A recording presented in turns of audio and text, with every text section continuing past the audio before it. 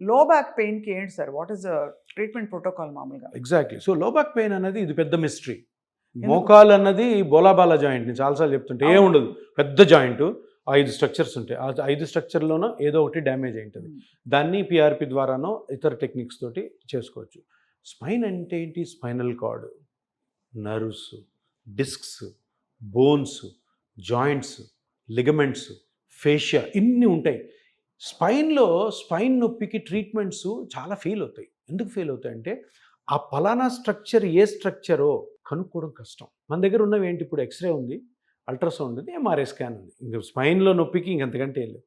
వీటిల్లో in case muscle ప్రాబ్లమా, ligament ప్రాబ్లమా, డిస్క్ ప్రాబ్లమా, నర్వ్ ప్రాబ్లమా, బోన్ ప్రాబ్లమా, జాయింట్ ప్రాబ్లమా, ఇన్ని స్ట్రక్చర్స్ని ఐడెంటిఫై చేసే టెక్నిక్స్, ఇన్వెస్టిగేషన్స్ లేవు. ఎంఆర్ఐలు అన్నీ కనపడవు. అవునవును. ఆబ్వియస్గా మజిల్ డ్యామేజ్ అయింటే మజిల్ కనపడుతుంది. కొంతమందికి బాగా నొప్పి అంటారు. ఈ సాఫ్ట్వేర్ ఎంప్లాయీస్, ఫీమేల్స్, ఇంట్లో పనిచేసి బయట పనిచేసి చాలా ఎక్కువ పని చేస్తుంటారు. వీళ్ళకి నడువు నొప్పి ఉంటుంది. చూస్తే డిస్క్ ఉండదు, నర్వ్స్ బాగుంటాయి, డిస్క్లో క్రాక్స్ ఉండవు, బోన్స్ బాగుంటాయి, 35 years పెయిన్ వస్తుంటుంది.